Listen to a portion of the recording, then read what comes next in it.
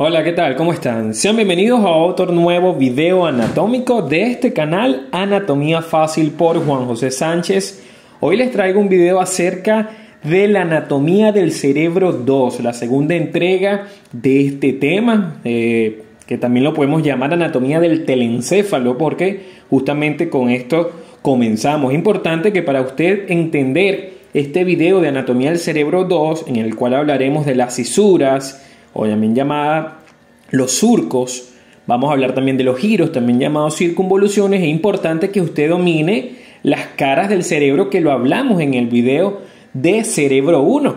Entonces, les recuerdo que para usted tener acceso a todas mis diapositivas y poder descargarlas y usarlas, los invito a que vayan al link de Patreon que les dejo en la descripción. Entonces, muy bien, sin más que agregar, vamos a comenzar hablando de esta anatomía del cerebro 2. Lo primero que tenemos que saber a manera de esta clase es que vamos a dividir para el estudio más fácil de estos giros y de estos surcos las distintas caras del cerebro. En el video anterior hablamos de que el cerebro tenía una cara externa, también llamada cara superoexterna o superolateral. Tenía una segunda cara, que era una cara medial o interna, y una tercera cara, que era la de hacia abajo, que era la cara inferior. Entonces, específicamente comenzaremos hablando de los giros y de las cisuras que se hallan en esa cara externa. Posteriormente hablaremos de la cara interna para finalmente terminar el video hablando de los surcos y los giros que hay en la cara inferior. Lo primero que tenemos que saber, a grandes rasgos, cuando vemos un cerebro desde lateral, este polo que ustedes ven aquí, que corresponde al polo temporal, él siempre va a ver hacia anterior. Entonces, al yo ver esta punta aquí, ya esto me habla de que este es el polo anterior, también llamado polo frontal del encéfalo o del cerebro específicamente, y este sería el polo posterior.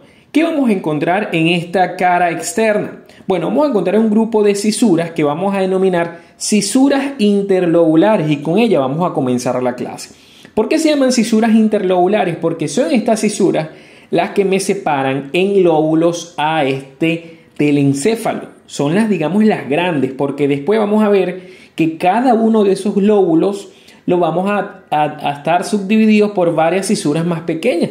Pero estas interlobulares son las que me separan a los 4 grandes lóbulos. O bueno, vamos a ver que son realmente 5 que conforman al telencéfalo. Primero vamos a ver a la gran cisura lateral, denominada también la cisura de Silvio. Ese es el epónimo que nosotros le vamos a dar. Vamos a ver que esta cisura solamente se ve en la cara externa, pero cuando veamos la cara inferior vamos a ver que también se ve en la cara inferior del encéfalo. Fíjense ustedes aquí estamos viendo una cara, una visión inferior, o sea, estamos viendo la cara inferior. Esto que estamos viendo aquí es el polo temporal que yo les nombraba ahorita, y fíjense ustedes cómo a nivel de la sustancia o espacio perforado anterior se dice que en la cara inferior a este nivel comienza esa cisura lateral. A este nivel esta cisura me separa la cara inferior, me separa dos partes. Hacia adelante tenemos el lóbulo frontal y hacia atrás tendríamos al lóbulo del tiempo, el famoso lóbulo temporal. Entonces esta cisura, partiendo de este espacio perforado anterior, se dirige hacia afuera. Fíjese usted cómo me delimita a los dos lóbulos, y luego sigue su recorrido oblicuo hacia arriba y hacia atrás. Es oblicuo hacia arriba y hacia atrás. Esta cisura es bastante profunda, se dice que mide de 8 a 9 centímetros de longitud. Es tan profunda que vamos a ver más adelante que prácticamente ella me está tapando a un gran lóbulo que me queda escondido en las profundidades de ella.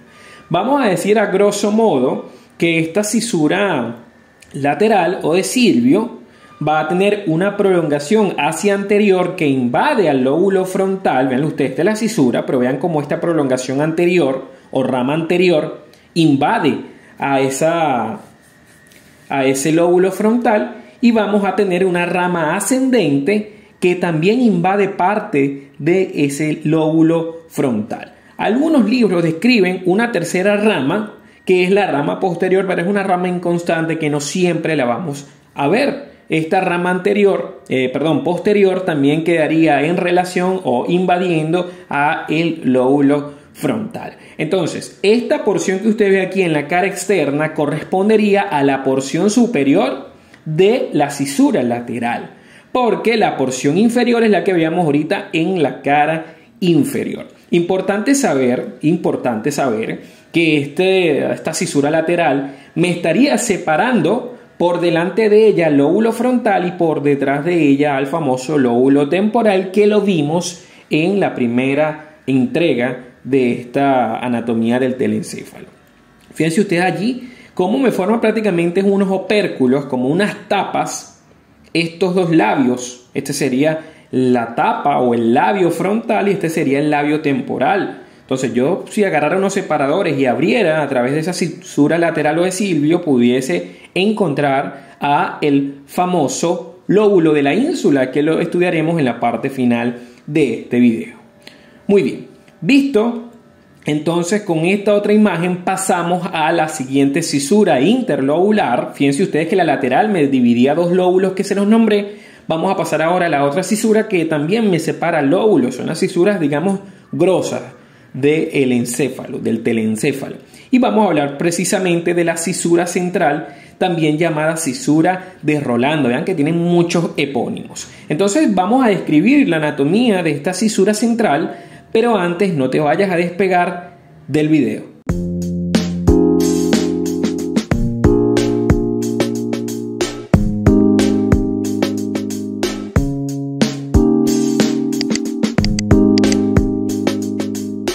Es importante que te suscribas al canal. Aquí abajo donde ves que dice suscribirse, dale clic y automáticamente quedas suscrito a los más de 220 videos que hay en el mismo. Entonces estamos con esta fisura central, también denominada la fisura de Rolando. Fíjense que esta fisura es un poco más vertical, realmente es algo perpendicular a la fisura de Silvio o fisura lateral, y ella se dirige hacia arriba, terminando en el borde superior de ese hemisferio, de cada uno de los hemisferios. De hecho, invade, como pueden ver aquí, a la cara medial, y vamos a ver que invade específicamente este lobulillo que se llama lobulillo paracentral, que lo estudiaremos un poquito más adelante.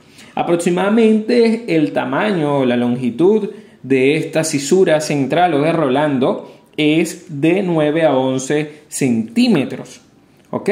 Vamos a ver también que se describen que posee tres curvaturas. O sea, podemos ver que no es totalmente recta, sino que primero hace una curvatura convexa hacia adelante, luego una curvatura cóncava hacia adelante y luego otra curvatura convexa hacia adelante. Aquí la podemos detallar mucho mejor, como es una convexa hacia adelante, otra convexa hacia adelante y esta que sería cóncava hacia adelante. Eso es característico de esta fisura de Rolando. ¿Por qué es importante la fisura de Rolando? Porque ese es el punto anatómico donde yo separo hacia atrás, recuerden que es este aquí, el lóbulo parietal y hacia adelante el lóbulo frontal.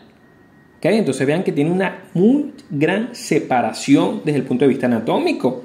Es la que separa de hecho la parte motora, la que se encarga del movimiento del encéfalo, como es esa corteza frontal, de la parte sensitiva que se encarga un poquito más la corteza parietal. Finalmente, como fisura interlobular hablaremos de la línea parieto-occipital, que algunos libros la llaman sutura parieto-occipital. Lo que pasa de esta línea parieto-occipital, que de hecho se llama línea parieto-occipital externa, es el nombre completo, a pesar de que aquí no lo puse, o fisura parieto-occipital externa, es que ella a veces no es tan marcada. Y al no ser tan marcada, muchas veces nos va a pasar que vamos a ver una imagen como esta y no la vamos a ver tan bien como vemos a las dos fisuras que le nombré en un principio. Entonces, esta línea parieto-occipital es una línea que vamos a trazar desde dos puntos, desde dos fisuras menores, para poder delimitar el lóbulo occipital y separarlo del resto. Fíjense ustedes, esta línea parieto-occipital comienza en el inicio del surco parieto-occipital, que es esta, digamos, profundidad que usted ve aquí. Y termina, ojo, este surco parieto-occipital se ve también en la cara medial o cara interna. Si yo le doy la vuelta a este hemisferio, lo voy a ver allá. Y vamos a ver que allá también se forma la misma línea parieto-occipital o, como lo quieran llamar, fisura parieto-occipital, pero ya no le vamos a dar el nombre externo, sino como es la cara medial, le vamos a dar el nombre de interno. Y vamos a ver que el punto del borde antero inferior látero inferior es este surquito que es medio, se ve aquí, que vean que no es tan marcada, que es la famosa escotadura preoccipital. Entonces vean cómo trazamos una línea que vaya de esa escotadura hasta ese surco parieto occipital, y eso me va a separar al lóbulo occipital, que aquí está en verde, de dos cosas. Lo separa en la parte más inferior del lóbulo temporal y en la parte más superior del lóbulo parietal. Finalmente vamos a trazar una línea imaginaria desde el final de esa cisura lateral o de Silvio hasta que esta línea se encuentre perpendicularmente con esta parieto occipital para poder delimitar al lóbulo parietal del lóbulo temporal. Sin embargo, esto no es una cisura, sino es una línea imaginaria que nosotros vamos a trazar.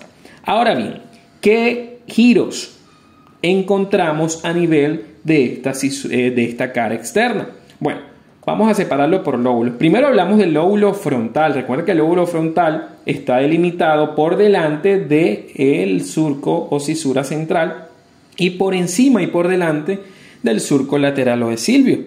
¿Qué vamos a encontrar aquí? Fíjense ustedes. Primero encontramos dos grandes surcos. Hablamos primero del surco frontal superior, que es un surco que va más o menos paralelo al mismo eje o al mismo recorrido que lleva el propio borde superior del hemisferio cerebral. Se llama surco frontal superior o cisura frontal superior. Y vamos a ver una más inferior que se llama surco o cisura frontal inferior. Entonces son los dos grandes surcos que me separan a este lóbulo frontal. Ya estos surcos no lo podemos denominar surcos interlobulares. ¿Por qué no podemos denominarlos interlobulares? Porque ya yo no estoy, en teoría, dividiendo a ningún lóbulo. Simplemente ahora yo estoy haciendo una subdivisión de uno de los lóbulos específicamente, para ponérselo de una manera más comprensible para ustedes. Vamos a ver que en la parte final de ambos surcos, hablo del frontal superior y del inferior, se dividen en una rama ascendente y descendente. Y en la confluencia de esas ramas ascendentes y descendentes se me forma un tercer surco que vamos a ver en relación a este lóbulo frontal, que es el surco precentral. ¿Ok? También lo llamamos surco prerolándico. ¿Por qué prerolándico? Porque el surco central, que es este en negro, se llamaba surco de Rolando, ¿se acuerdan? O cisura de Rolando. Bien, entonces, esos surcos me denominan giros. Los giros son los mismos que las circunvoluciones. Vamos a ver entonces que el giro que me queda entre el borde superior del hemisferio y el surco frontal superior es el giro frontal superior. En algunos libros lo van a ver con el nombre de primer giro frontal o primera circunvolución frontal. Luego vamos a ver este que está en amarillo, que sería el giro frontal medio. Este giro frontal medio o segunda circunvolución frontal o segundo giro frontal es el que se encuentra entre el surco frontal superior y el surco frontal inferior.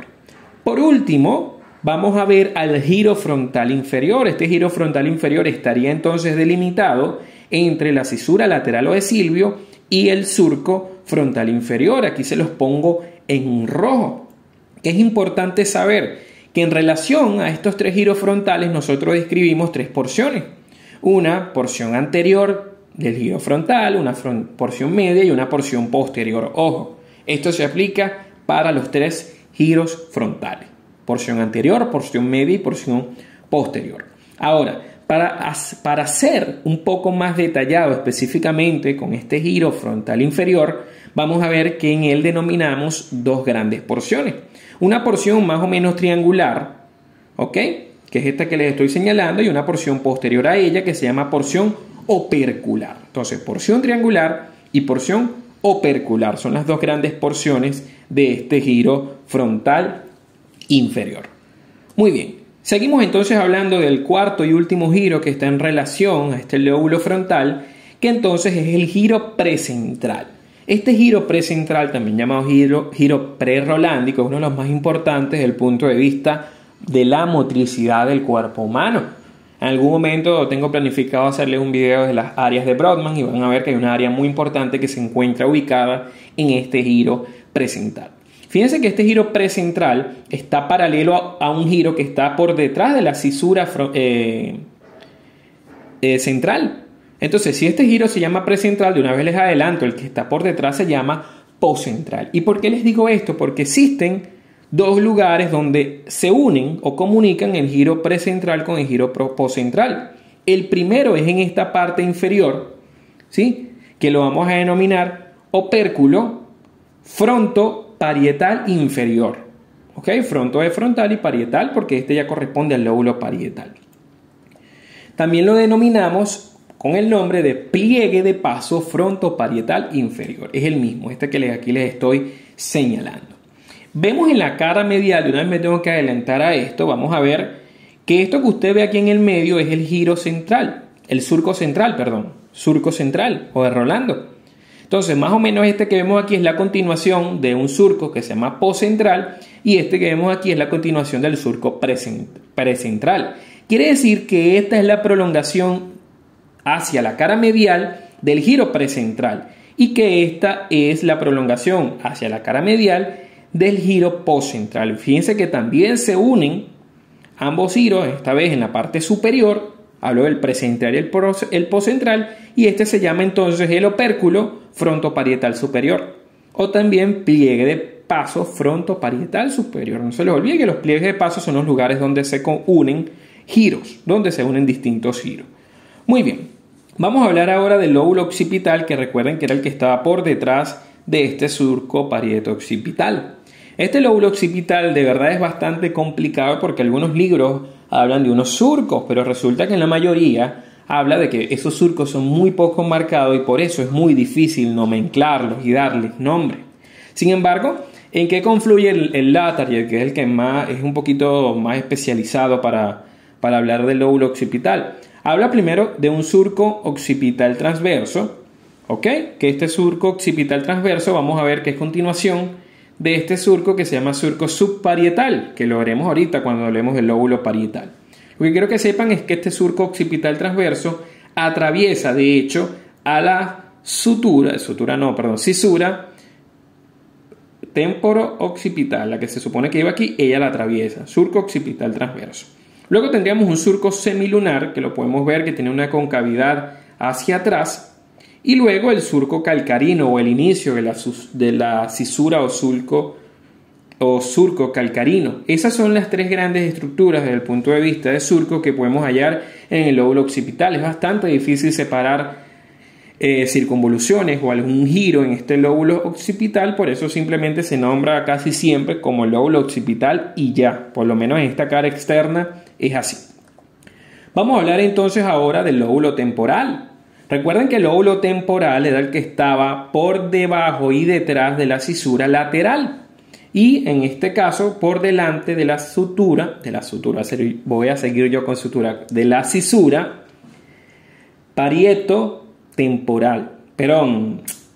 temporo-occipital, que era la que estaba más o menos a este nivel, separando el lóbulo occipital del temporal por delante. Fíjense, aquí vamos a encontrar dos grandes surcos. Uno es el surco temporal superior y el otro el surco temporal inferior. Este surco temporal superior se encuentra más o menos paralelo, vean que sigue un recorrido mucho menos tortuoso que el inferior y que se encuentra más o menos paralelo a la cisura lateral. Desde adelante, donde está el polo temporal, hasta que ya prácticamente se acaba el lóbulo temporal y se une al parietal. Vamos a ver que por su parte el surco temporal inferior es un poco más, digamos, tortuoso en su recorrido y se encuentra paralelo al anterior, de manera que los dos surcos temporales están paralelos a la cisura lateral o de Silvio. Entonces, estos surcos temporales me van a delimitar tres grandes giros, que son los giros o circunvoluciones temporales. Primero tendríamos al primer giro temporal o primera circunvolución temporal, que es el llamado también giro temporal superior. Este giro temporal superior estaría entre la cisura lateral de Silvio y el surco temporal superior. ¿Ok? Él tiene continuación hacia arriba con el lóbulo inferior parietal, que lo vamos a ver ahorita. Luego tenemos al giro temporal medio, que también es llamado segundo giro temporal o segunda circunvolución temporal. Esta se va a hallar entre el surco temporal superior y el surco temporal inferior, para finalmente encontrarnos con el tercer giro temporal, que es el giro temporal inferior, que este giro sobrepasa la cara externa, dicho sea de paso, y lo vamos a ver también una parte de él en la cara inferior. Este es el famoso giro temporal inferior. Importante saber que estos giros, el temporal medio y el inferior, tienen comunicación también con el lobulillo parietal inferior. Vamos a ver ahorita que se comunican en unas porciones específicas que, bueno, ya la vamos a ver justo a continuación. Cuando hablamos del lóbulo parietal, recuerden que el lóbulo parietal es bastante difícil separarlo anatómicamente del occipital. No hay punto anatómico como tal, sino más bien esta cisura parieto-occipital, que casi siempre es imaginaria, es muy difícil seguirla.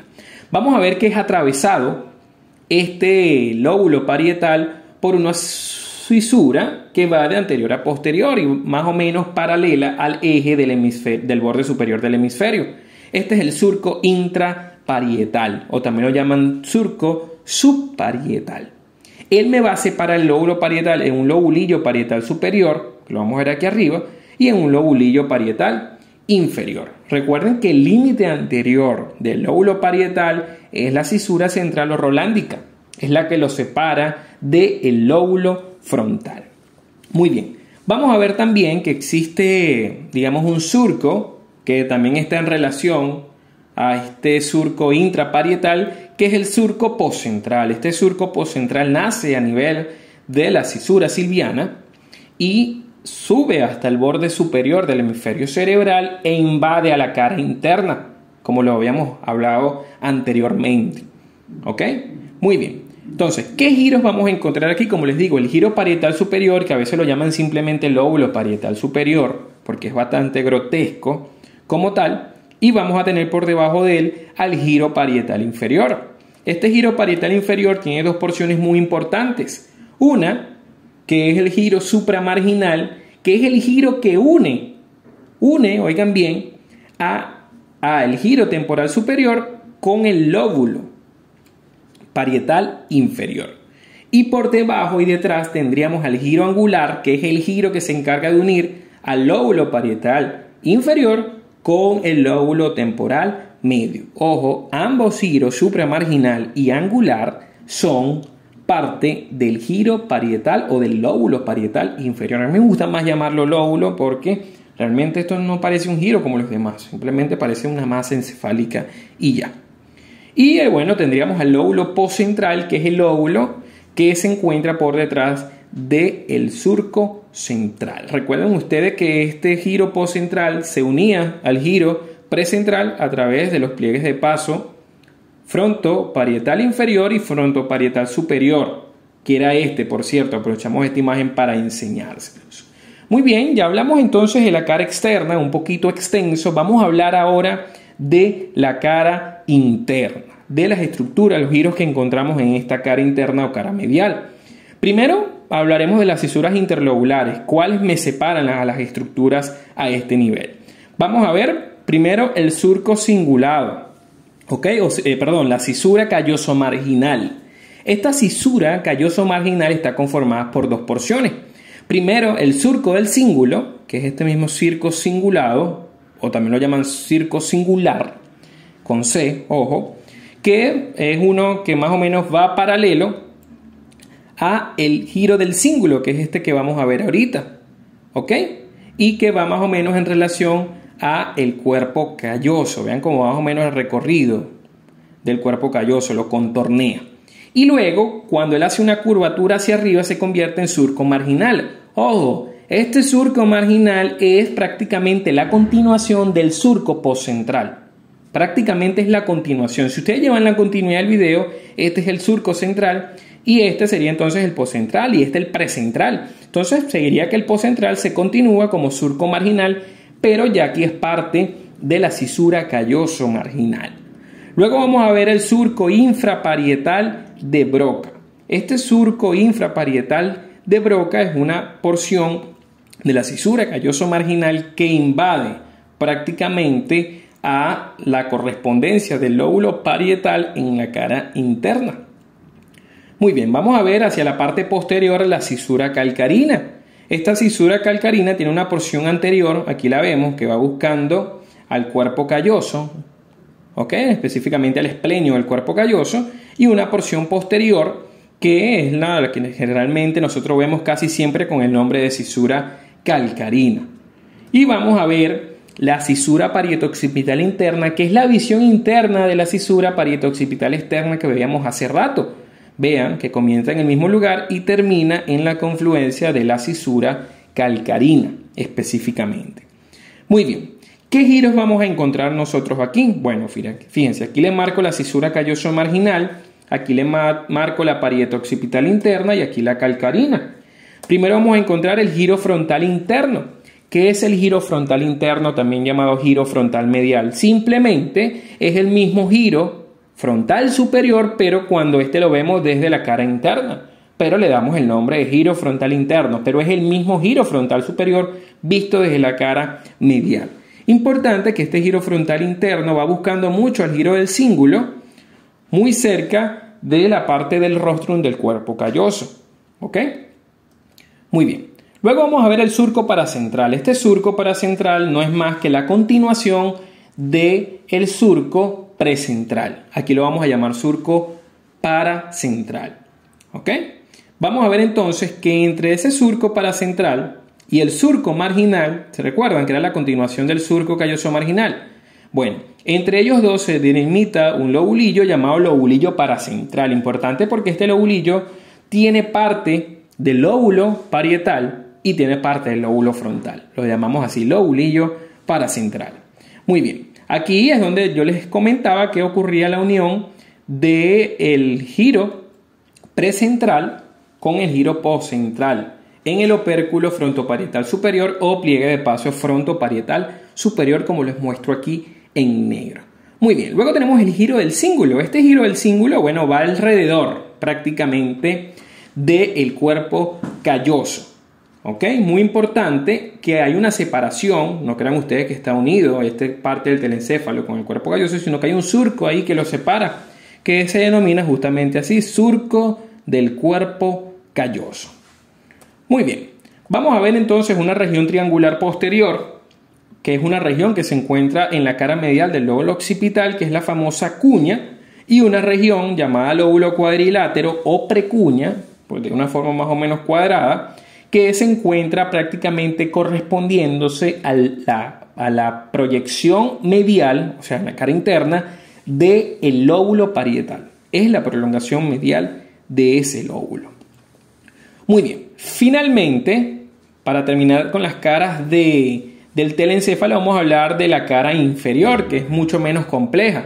Y bueno, ya finalmente hablamos del lóbulo oculto, que es el lóbulo de la ínsula. Muy bien. ¿Qué cisuras interlobulares vamos a encontrar aquí? Prácticamente encontramos nada más la cisura lateral o escirvio, la porción inferior de esta cisura que ya la hablamos al principio del video. Esto me va a separar a la cara inferior en dos grandes lóbulos. Uno anterior, que corresponde al lóbulo frontal y a su vez a la fosa craneal anterior, que es el lóbulo orbitario. Y uno posterior, que corresponde al lóbulo temporal y al occipital, es decir, a la fosa craneal media y a la tienda del cerebelo. Fíjense ustedes, vamos a comenzar hablando de la porción anterior, que es el lóbulo orbitario, lo que ven aquí en verde. Vamos a ver un surco muy medial, que es el famoso surco olfatorio. No recibe otro nombre, sino surco olfatorio. Y vamos a ver que lateral a él, un surco en forma de una H, o sea, la letra H, llamado surco cruciforme, o en forma de H. Discutía la tarea en la versión del 78 de que no debería llamarse cruciforme porque no tiene forma realmente de cruz, pero así lo encontramos muchas veces en los atlas. Este surco cruciforme me delimita varios giros. Primero, el giro olfatorio interno, que es este que les señalo en verde. Luego, lateral a él, entre el surco cruciforme y el surco olfatorio, tendríamos aquí en lila el giro orbitario interno. Luego el giro orbitario externo o lateral, luego un giro orbitario anterior y un giro orbitario posterior. Es fácil de nomenclar si primero delimitamos los surcos. Muy bien, pasamos ahora a hablar del lóbulo temporooccipital, que era la porción más posterior de, digamos, esta cara inferior. Primero tenemos a el surco temporo-occipital externo, que a veces lo llaman simplemente surco temporo-occipital, y luego el surco temporo-occipital interno, que a veces lo llaman surco colateral, pero creo que es más fácil si le usamos esta nomenclatura de interno y externo. Ese surco que recorre de anterior a posterior esa cara inferior va a dividirme en dos grandes giros. Primero el giro temporo-occipital externo y luego el giro temporo-occipital interno. A veces al giro temporo-occipital interno, a veces lo llaman giro del hipocampo o giro hipocampal, pero realmente vamos a ver que el giro del hipocampo es una parte de este giro temporo-occipital externo. Interno. Es solamente una parte de él. Muy bien, vamos a ver entonces en qué se divide este giro temporo-occipital interno. Una porción más posterior llamado lobulillo lingual y una un poquito más anterior llamada el giro del hipocampo. Y luego este gancho que hace este giro del hipocampo, que recuerden que es la parte más anterior del giro temporo-occipital interno, ese gancho se llama el uncus o gancho del hipocampo, pero realmente el nombre que dice la teoría es el uncus del hipocampo. Ok, vamos a ver aquí que también se encuentra una porción que es el istmo de giro del cíngulo. ¿Qué es eso? Eso es la unión de la parte más final del giro del cíngulo, muy cerca del esplenio del cuerpo calloso, cuando él se une a este giro temporo-occipital interno. Muy importante eso. Véanlo aquí de todas maneras. Este es el giro del cíngulo y vean que aquí hay una comunicación con el giro temporo-occipital interno. Esta unión que hay aquí, este paso que usted ve aquí es lo que se llama el istmo del giro del cíngulo. Muy importante que sepan eso. Muy bien. Vamos a ver entonces, para terminar el video, que se hizo un poco extenso, pero de verdad es muy fascinante y es bastante larga la información. Vamos a abrir esta cisura lateral o de Silvio. ¿Para qué? Para poder encontrar a la ínsula, el famoso lóbulo de la ínsula. Por eso les decía que son 5 realmente los lóbulos del telencéfalo. Este lóbulo de la ínsula se dice que tiene una forma más o menos triangular, tiene unos bordes delimitados que lo vamos a dividir en un surco anterior, un surco superior y un surco postero-inferior. Postero-inferior, superior y anterior. Eso me hace el reborde de la ínsula. Eso es lo que me separa a el lóbulo de la ínsula. Y vamos a ver que de manera diagonal, desde postero-superior a antero-inferior, tiene un surco que me separa a ese lóbulo de la ínsula, que es el surco central de la ínsula. Importante saber que ese surco central de la ínsula me separa a la ínsula en un lobulillo anterior y en un lobulillo posterior, que es el que está aquí en lila. Entonces, lobulillo anterior en amarillo, lobulillo posterior en lila. Y para complicarlo aún más, vamos a ver que el lobulillo anterior, a través de 2 surcos, se separa en 3 giros o circunvoluciones. Una anterior, una media y una posterior. La punta donde confluyen estos 3 giros del lobulillo anterior es lo que se denomina el polo de la ínsula, la punta o polo de la ínsula.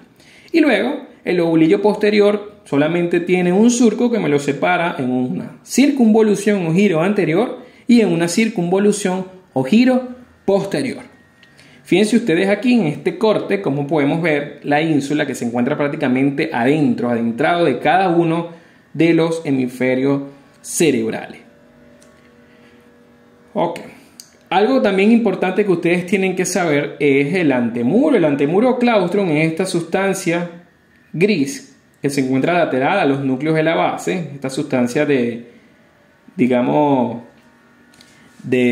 tejido gris, que se encuentra ese antemuro entre 2 estructuras de sustancia blanca.